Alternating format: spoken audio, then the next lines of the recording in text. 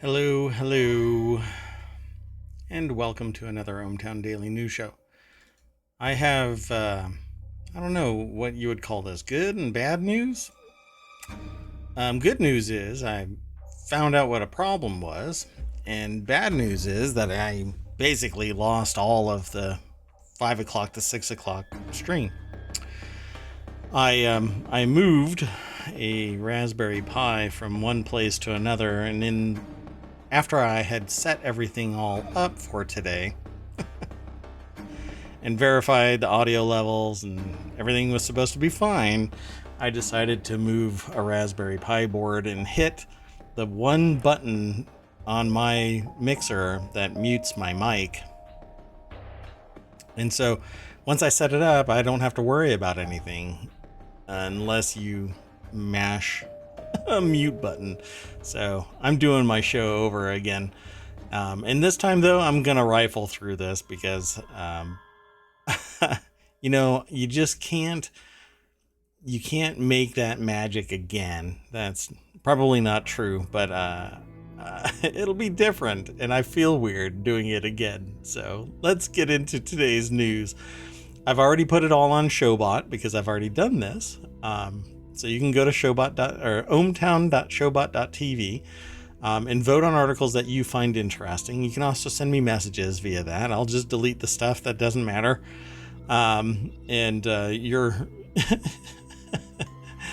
You telling me your thoughts matters, but you telling me that you hate me and that my articles are dumb or the news is dumb or whatever, I'm just going to delete it. And anyway, maybe I'll laugh and move on. But anyway, I really kind of wet the bed.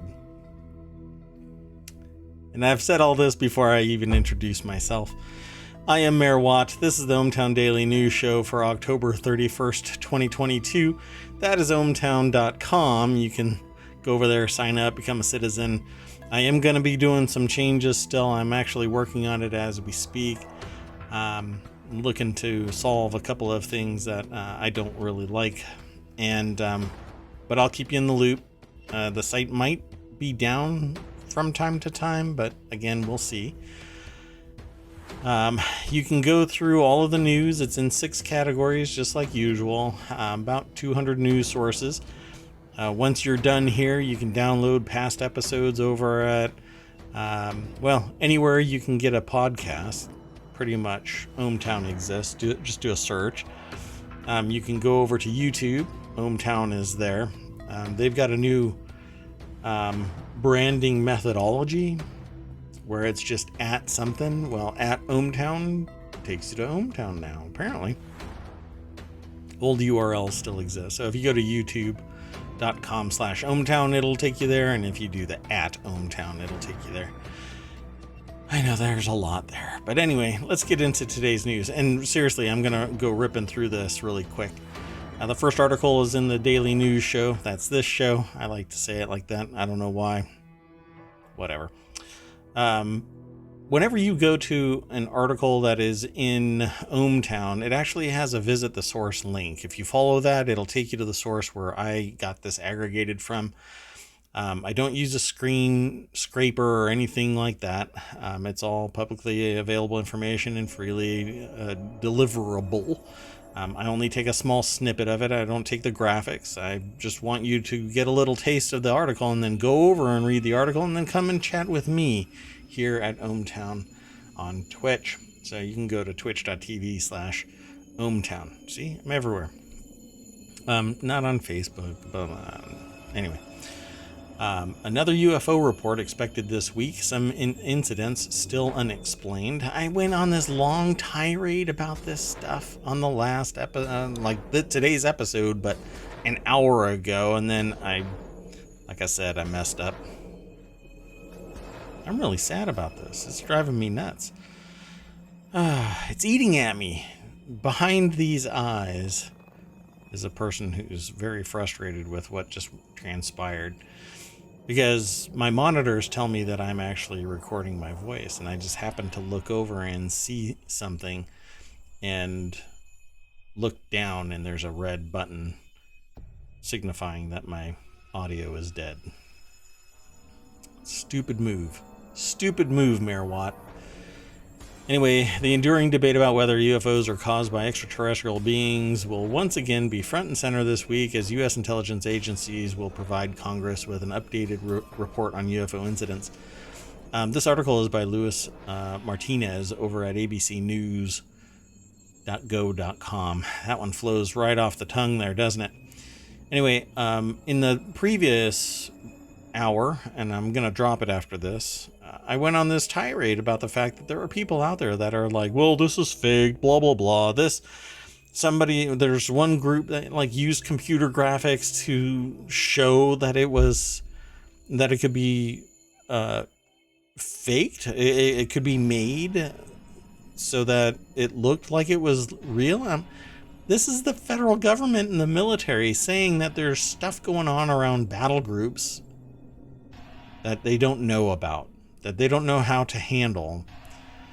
And this says that the number of reports that are under investigation and haven't been resolved. So the original one, the DNI's first report, had 144 UAP incidents, only one of which could be explained. Now it's at 400 and they can't explain them. Now they're saying that, well, the newest ones, not the 400, but the newest ones that can be explained are weather balloons and airborne clutter and foreign surveillance. Yeah, but none of them are flying at such high speed that it can't have a human in it and rotating without any form of propulsion and doesn't have a FLIR signature like you would see when you're being monitored by a military aircraft designed specifically built to hunt and destroy by heat. So there's something going on. People don't know what it is. They're investigating it, and some of the people that are involved you will never even know exist. They won't come out and say that they're part of this department. You can go and look, just like clandestine operatives. You don't find a job. You don't sit there and search USA Jobs for clandestine operative. Now, if you're wanted, they'll find you. They'll come and say, hey, we want you to be a clandestine operative. Anyway, reason why I'm saying all of this is because I don't want people thinking that all of this is fraud and a joke and a bunch of people in their basement that are sitting there pretending that this stuff are trying to spoof the government, or this is being released by the government, telling the world that we don't know what the hell's going on and to keep an eye out in the skies. Are they little blue men or green men? Little blue men. Sorry. For whatever reason, my brain went to the blue man group and I just decided to shrink them down and stick them in an aircraft. Anyway. U.S. official told ABC News that 2 of the 3 videos declassified by the Pentagon in 2020 and recorded from the sensors aboard aircraft are now plausible explanations. They now have plausible explanations. And that it was something going on with the sensors. Yes, the sensors caused one of the objects that were monitored to roll in place at high speed, drop down to lower altitude, and then climb dramatically high, and then disappear and return, and all kinds of stuff. Apparently, it was a sensor thing. Got it. It was a glitch in the sensor. All right. Interesting, right? What do you think? Post a message in the chat or send a message into the showbot. All you have to do is hit !S and then whatever you want to say. And that'll get thrown into showbot. I just watched it appear in showbot. You can do the same thing. Like I said, I'll just delete the fluff. And I'll make a comment about the stuff that you say that I infer from your statement that matters, if it's important, I'll talk about it. And if you say that it's important, I'll talk about it. Let's move on. I'm not going to post the articles anymore. I'm all you have to do is go to ohmTown.showbot.tv. You can get all of the articles there. If you want to go follow a URL over to ohmTown and click the visit the source link, you can do that, and then come back and chat with me. This one is really interesting. This is over on Law Nerd. Lawyer dresses as a hot dog for Halloween deposition and gets burned. It's kind of a soft burn because of the glitch that I had prior to doing this show. Yeah, I've gone through all of this, so I'm going to rip right on through it really fast. Stacy Zaretsky over at Above the Law saw this in Twitter by Matt Margolis, the head of community at Law Trades, has this story about being dressed as a hot dog. The boss at the firm that they were new to said, hey, do you want to go to a deposition? They said, yeah, sure. I'm wearing a costume. They said, yeah, go ahead. When he shows up, they asked, why was he dressed like that? And he said, well, it's Halloween. And so, well, let's just say that the deposition didn't go off really without a hitch. Halfway through the deposition, he went and took off his costume, decided that, and then he got invited to a cake contest at the firm that he was doing the deposition at, which is pretty magnanimous of the law firm. Anyway, politely declined and headed back, never did do that again, and then posted a picture of him in a hot dog costume. It says, one day I'll trick a network into making a funny legal show and it will feature all of my dumb stories. And that's when I said, lawyers really do have a phenomenal number of stories that you can hear from people. And as long as it is, it doesn't identify who it is that they're talking about, then it's pretty much okay. They tend not to expose anything. The next article is in the Marble channel, and it's called A Lasting Impact, Microplastics Settling into Soil. This article is over at phys.org by Kane Korzekwa. Sorry. It's a hard name to say if you just glance at it. And it was really interesting when I first talked about it. I came to the conclusion immediately upon hearing this that microplastics settling into soil means that it's less permeable. So it doesn't filter, and when it does filter, it's redirected in places, or the water just doesn't penetrate and sheets off. But you would have to have a pretty high density of microplastics in the soil. But that isn't really why I chose to talk about this article. The reason why I chose this article is because microplastics have gotten into everything. They're detected in human beings. They're in our organs. They're in our lungs. They're in our blood. Microplastics have permeated the human being and gotten into our food. And then beyond that, there's other things like fish has mercury and other animals have lead. And all of this stuff is harming us and harming the environment, damaging the food chain. It's really going to harm us in the long run, which is why when I read this, A Lasting Impact, Microplastics Settling into Soil, this is not just soil. This is all of us. This is humans. This is animals. This is the soil itself. And we are ending up with it in our bodies. And so I am a big proponent of getting rid of as much plastic as possible, but it's impossible. I can't buy a monitor without plastic all over the place. I can't buy a desk. I can't buy a chair. I can't buy pretty much anything. Every single bag that you buy has plastic all over it. And that's what's containing the item that you're talking about. A cereal bag is a plastic bag in a cardboard box that's coated in plastic. Everywhere you look. And so all of that is sheeting off, forming microplastics, and ending up getting breathed in. It's getting into the food. It's in our animals. It's everywhere. So what do? Well, glass doesn't do that. so you can switch to glass. Metal doesn't do that.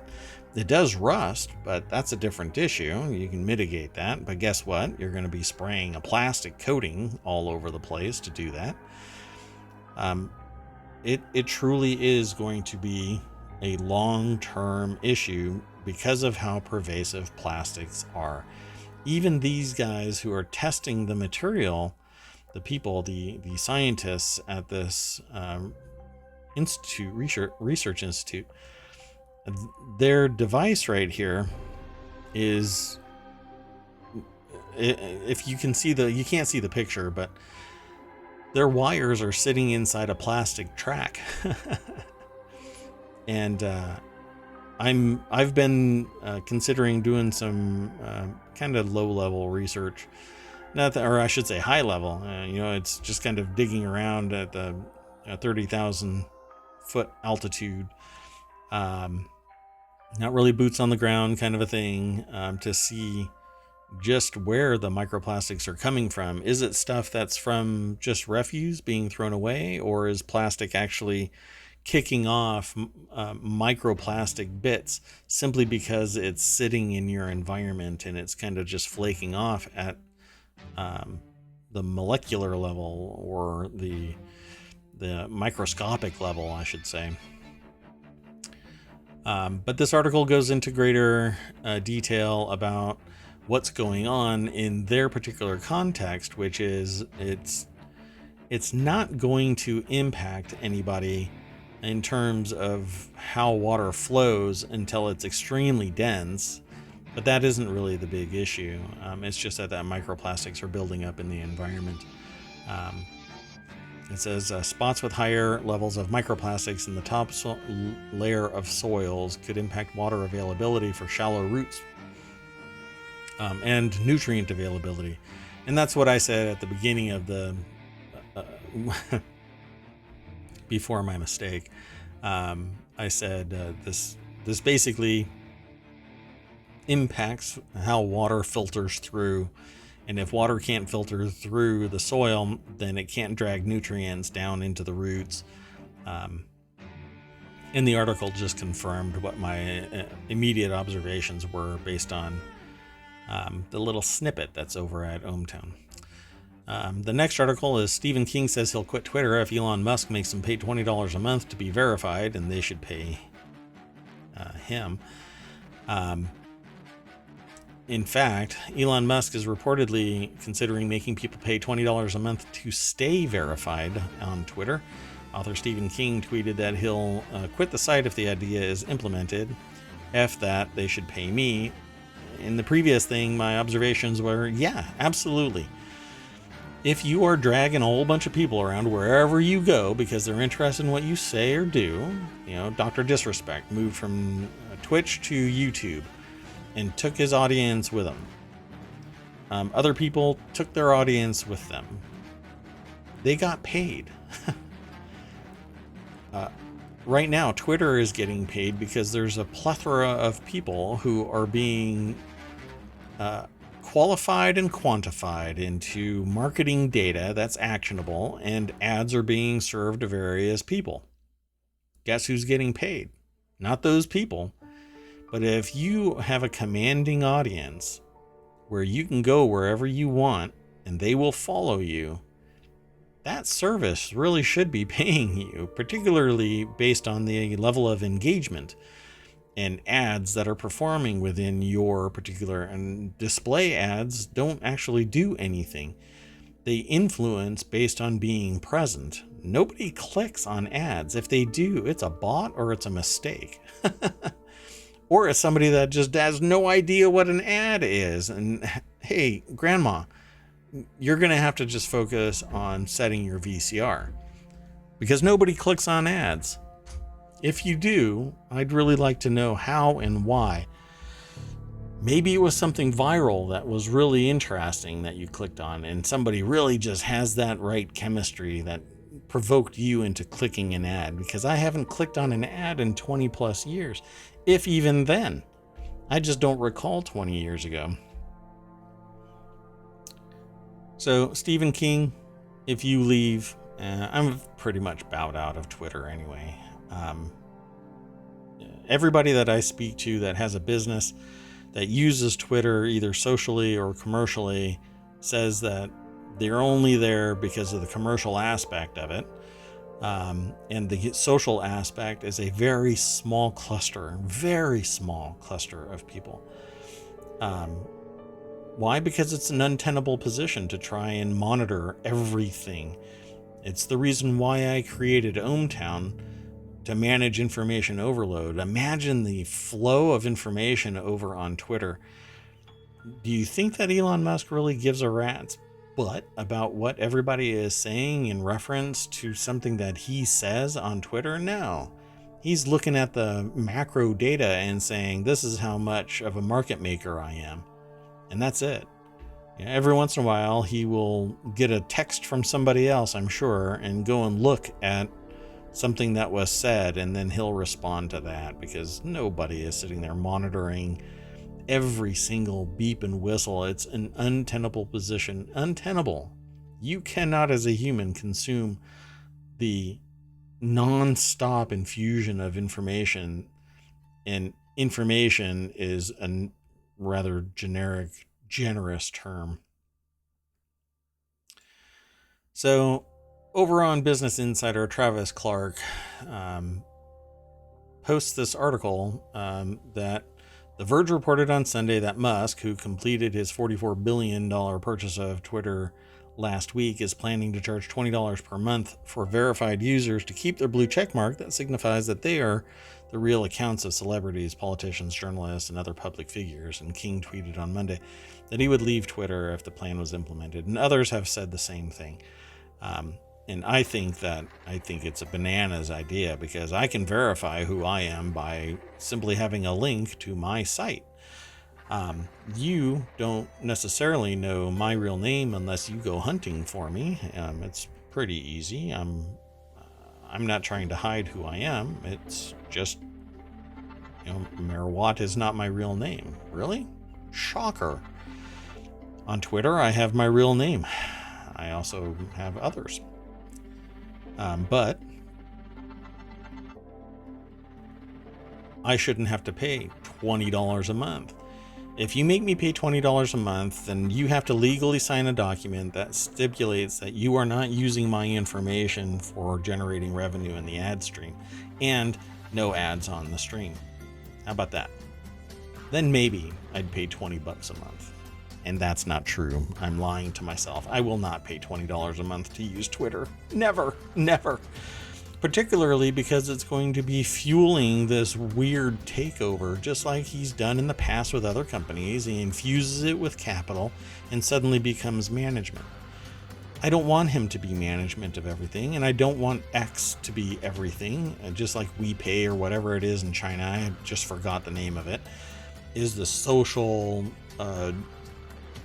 credit application that monitors every beep, fart, and whistle of the citizenry in China. I don't want that in the United States. I want it balkanized as much as possible so that every business is competing for my attention, giving me more and more as a consumer, because that's what I deserve as a consumer. Everybody else fighting. But he's got enough money that he can just throw stuff at it. It suddenly becomes something dominant, and so many followers sit there and will crawl across broken glass just to drool on his shadow. I'm not interested in a plutocracy. I'm not going to support it. So if anything comes down the line where I have to pay for it on Twitter or any free service that suddenly turns tail and says, no, I'm going to capitalize on your information and you have to pay, you can kiss my shiny metal ass. Let's move on to the next article. This is in Law Nerd. Law school participation for online and in-person classes compared to gender or by gender in a new report. This one was pretty interesting when I first talked about it. So it's titled Success with Online Education. It found that 30% of women with most of their classes online participated very often, compared to 23 who attended very often in person. Now, that could be, within a margin. But but it's significant enough to write a paper about. For men with most of their classes, 33% said that they participated very often, compared to 27% who attended mostly in-person classes. So the way that this is worded is quirky. But this was written by Stephanie Francis Ward over at ABA Journal. I don't know how fast this was created, but it came across as really quirky in how the numbers were thrown in there. It's number dense, but to me, it basically said that if you are online, you participate more. And my conclusion was, and I'm not sure if it's going to be found out in this article. It's not going to be found out in the article, but what the rationale is for engagement, I can tell you from my experience, is that people who take online classes are more engaged because they have the ability to say and do the things that they want to do with impunity, largely.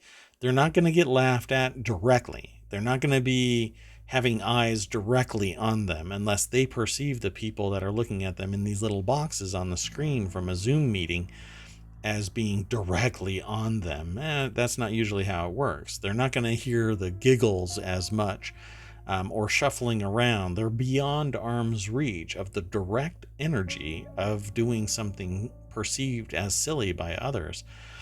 And you can immediately just turn off the screen or turn off the audio or walk away, disconnect, or do something. Whereas in physical space, you are directly feeling the energy of the people around you. So I would suggest that more research be done in this to see why people engage more online than offline. And I'm pretty sure that my thesis would prove accurate. It says, regarding satisfaction with online classes, 77% of respondents said that it had been positive. The survey, which was compiled in 2022, found that 50% of respondents had at least one online class.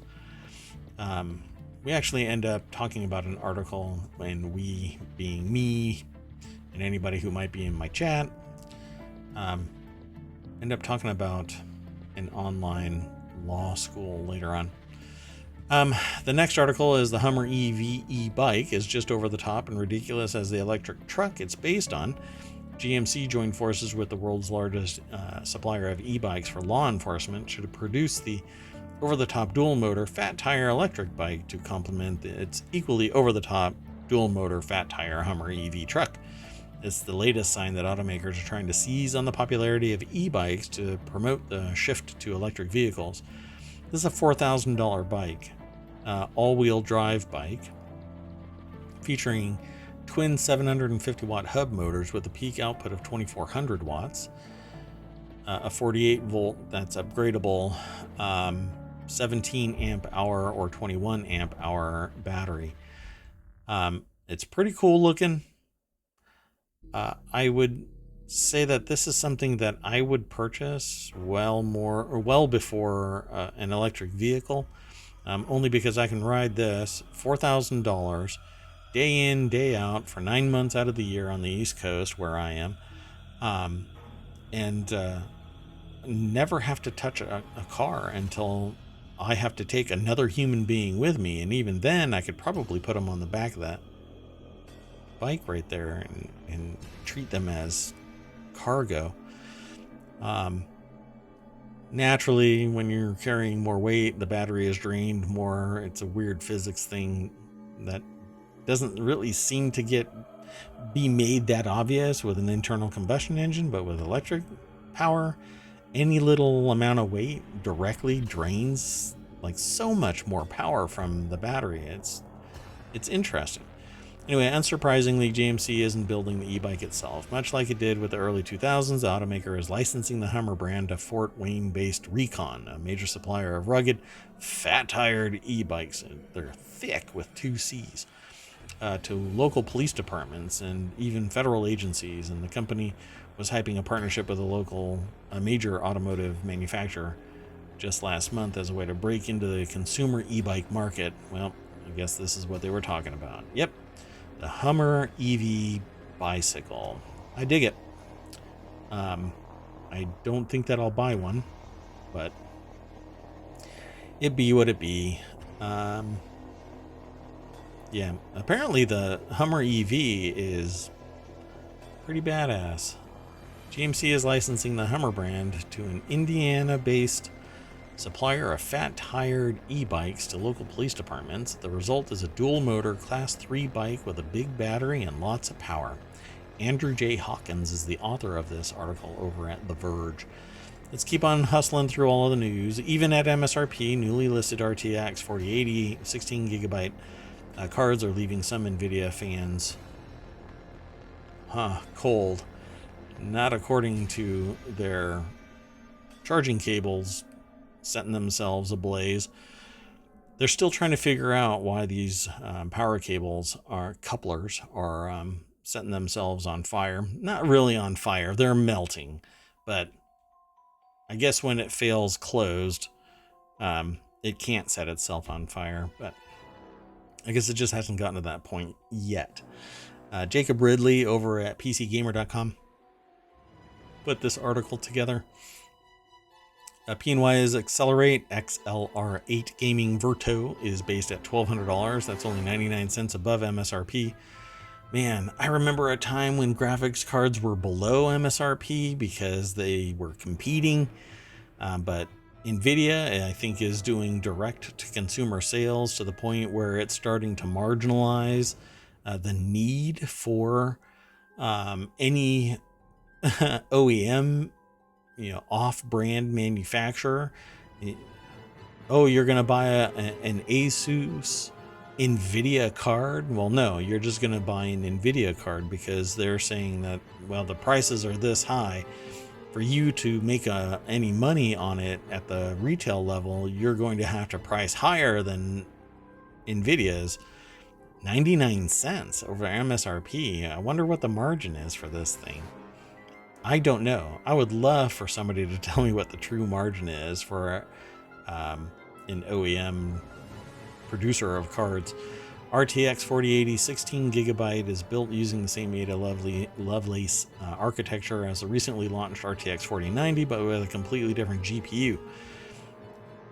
It's no cut-down version of the top chip and comes with 9,728 CUDA cores, 16 gigs of GDDR6X memory, and a total power of 320 watts. Yeah, the 3090 or the 4090s are the ones that are like setting themselves on fire.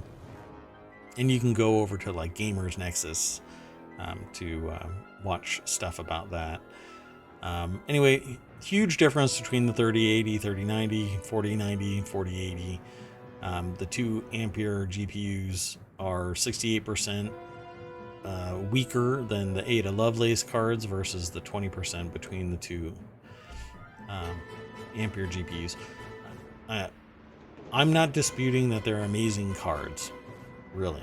But what I said previously was, this is crazy expensive. They might be great, but I don't want to double the cost of my computer simply because I'm getting a 4080 card. And all of these consumers out there that are buying these cards are supporting the claim that they're priced properly. I don't care what tech is involved in it. It's way too expensive for a video card. But as long as people buy them, guess what?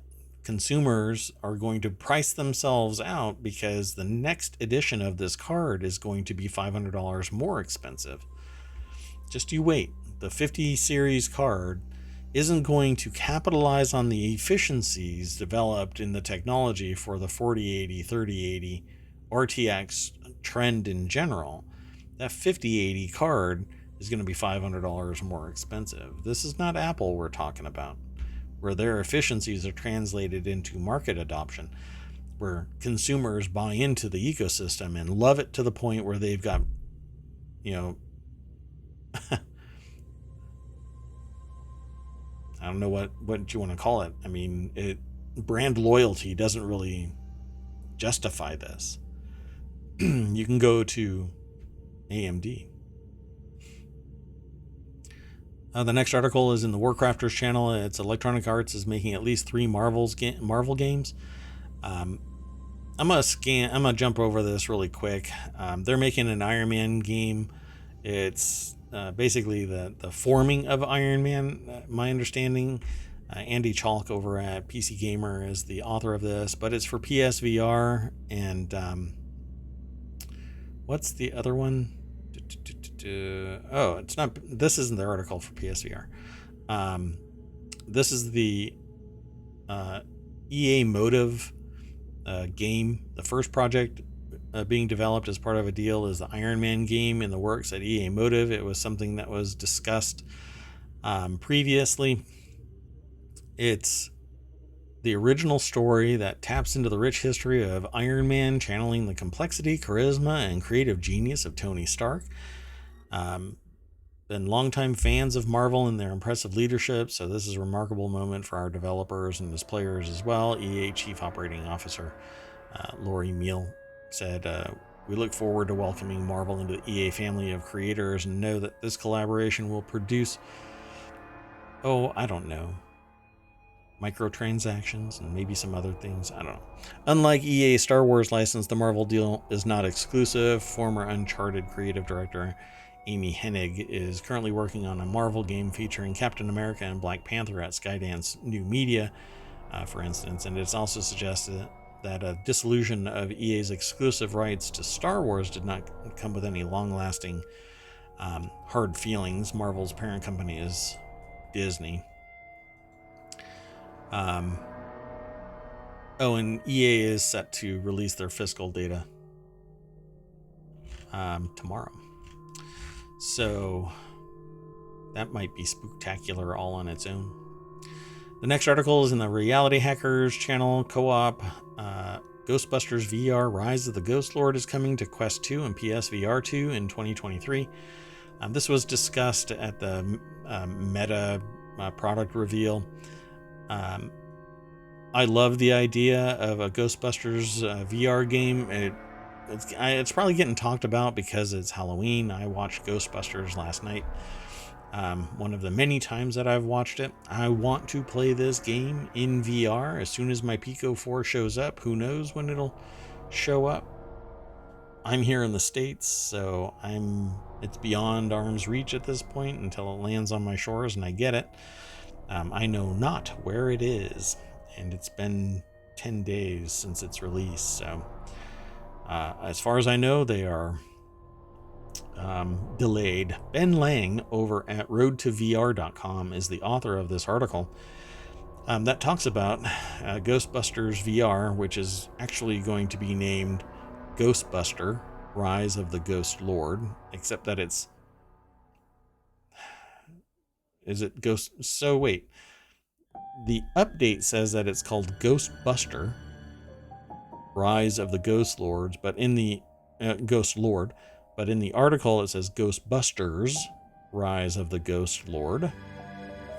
I'm not sure what is going on here, but if it isn't plural, then my brain is broken. It really should be 4-player co-op, just like they were in Ghostbusters and every iteration of Ghostbusters. In Dreams is well known in the VR space as the studio behind titles like Phantom Covert Ops and Fracked. The studio just raised a hefty $35 million investment to further expand its VR development and publishing operations. I want more PC VR games. I'm not a console player. I would love to focus on VR here in ohmTown and stream VR games. That's kind of my jam. I dig it. I've played Alex and many other VR games, but it seems like this is like the cutting edge of technology and immersion, where every 6 months it's just dramatically improved. So I hope that this continues on. It says here that you can go it alone or as a team with up to 3 friends in co-op In an extensive and engrossing campaign, continue the Ghostbusters legacy, protect the city from fiendish ghosts, and experience all the humor and frights from the beloved franchise. That's the end quote from End Dreams. The next article is in the Continuity Report. Morgan Freeman in advanced talks to star in Lucy spin-off series with Europa Corporation and Village Roadshow producing. This is an exclusive over at Variety.com, and Elsa Keslasi is the author of this, again, over at Variety.com. I love the idea of this. Lucy is basically left off with a tremendous amount of world building available. And I really wish that it would continue on. And sure enough, Luc Besson is going to direct the movie. It's a series. Sorry, it's a series. The movie by Luc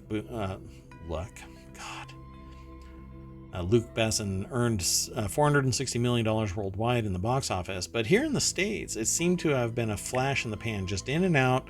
Nobody knows anything about it. I own it over on Apple TV, so I can watch it anytime I want to. But I'm hoping that this goes into long-term world building and really exploits the ideas behind Lucy. There's a whole lot more there. So the idea here is Freeman was part of the cast of the original movie, which saw Johansson portraying a woman who gains psychokinetic skills when the drug is absorbed into her bloodstream. That understates what the world building potential is of this, because they were pills, and she was bombarded by them, because it wasn't just one pill. It basically was like a drug mule thing. So both Europa Corporation, or Europa Corp, sorry, that's the actual name of it, and Village Roadshow are owned by the New York fund Vine Alternative Investments. The series is the second Europa Corp project greenlit since the company was acquired by Vine in 2019. Besson recently wrapped the shoot of Dogman and Nitram. So basically, hopefully, Besson is free to direct Lucy, this new Lucy. Upon completing the restructure of Vine, Europa Corp, which was funded by Besson, set off to pursue films and series building on its well-known franchises such as Lucy and Transporter, as well as original movies. Yeah, this will be a fun thing to watch happen. I hope that it spins up fast and gets launched even faster. Tim Burton says that he was drawn to Wednesday's outsider status for his first TV series. She's an outcast among outcasts. That's how I felt. This is in the Continuity Report, and it's over at Variety as well. And it says, I enjoyed doing the TV series just because it was interesting to have a different pace, a slower kind of burn, but obviously for me, I still love movies. I still think there's a place for movies these days, Burton said, when asked whether he had a desire to take on further TV projects. I think if the money is right and the creative opportunity is right, then Burton will go down that road, or at least facilitate and lend his name. Burton revisits the world of the Addams Family in Wednesday, which launches on Netflix on November 23rd. It cannot come soon enough. The American director said that he was drawn to the spinoff starring star Jenna Ortega as a teenage Wednesday Addams because it showed a different side of the iconic character. So the new series is basically Wednesday developing her psychic powers, and she was kicked out of her normal school because she let piranhas out into the pool while the gym class was in the pool, the boys' gym class, because, they, I guess, abused her brother, Pugsley. Anyway, Burton says that he's had mental health issues his whole life, and I just... this is the last article for the day, and I've done this twice now, and what I said the last time was If you have mental health issues, seek assistance, seek help. Don't try and self-medicate. Don't try and do it alone. Whatever coping alone might consist of. There's a whole school of thought of people who think that it's a weakness, but being introspective enough to understand that you might be in some type of psychic trouble means that you're not a sociopath. It means that you're a living, feeling human being, and there are people out there that are just as feeling as you and willing to support you and give you the tools to cope with whatever might be happening. And some of it might be some rough waters ahead. Believe me, I don't think anybody who is a compassionate, caring human being has ever gone without a moment like that. So go and seek some assistance, and don't be shy about it. At any rate, wish you all the best of luck. November is tomorrow. I cannot believe how fast 304 days have gone by. I am Mayor Watt. This has been the ohmTown Daily News Show for October 31st, 2022. This is ohmTown. Come and hang out tomorrow, 6 p.m. Sorry I'm late, but I needed a break after screwing up. See ya.